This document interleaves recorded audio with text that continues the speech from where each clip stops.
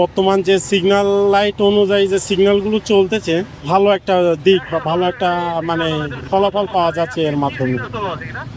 Signal light অনুযায়ী অনেকে হয়তো বুঝতে কষ্ট হচ্ছে, কিন্তু এটা একটা ভালো একটা পজিটিভ দিক। সিগন্যাল লাইট অনুযায়ী সবাই চলতেছে, আর এবং কম সময়ের ভেতরেও আছে ট্রাফিক মেনটেন্যান্সটাও আমাদের জন্য সুবিধা হচ্ছে, এবং গাড়ি ঘোড়া এক সিগনালে তো আরেক সিগনালে খুবই অল্প সময়ের ভেতরে পার হয়ে যাচ্ছে। এখানে কোনো ভিভিআইপিভাবে কাউকে পার করা হচ্ছে না। এই ক্ষেত্রে আমাদের জন্য সুবিধা হচ্ছে, সবার জন্য সুবিধা হচ্ছে এটা। কেসারেন শেকড় থেকে শিখরে। প্রথম পর্যায়ে তো একটু সবারও বুঝতে সমস্যা বা দেরি হচ্ছে। এক্ষেত্রে আমরাও তাদেরকে বোঝানোর চেষ্টা করতে যে এখন থেকে সিগন্যাল লাইটে চলতে হবে। অনেক হয়তো লাইট জ্বলার পরেও হয়তো দু একজন ক্রস করে যাচ্ছে, তাদেরকে আমরা ডেকে বোঝাচ্ছি যে এখন থেকে সিগন্যাল লাইট অনুযায়ী চলতে হবে, সিগন্যাল লাইট মানতে হবে, না হলে পরবর্তীতে আমরা আপনাদেরকে প্রসিকিউশন বা মামলা দেব। সেক্ষেত্রে তারা বলছে যে আমরা প্রথম পর্যায়ে ভুল হচ্ছে, আমরা এগুলো মেনটেন্যান্স করে চলবো।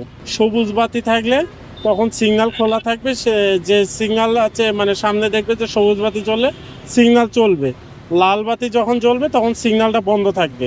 ডাইনের লেনে যদি তীর চিহ্ন থাকে, সবুজ বাতি তীর চিহ্ন দেওয়া থাকবে, ডাইনের লেন সবসময় ওপেন থাকবে, ডাইনের লেন সচল থাকবে, ডাইনের লেন দিয়ে সবসময় যাতায়াত করতে পারবে গাড়ি।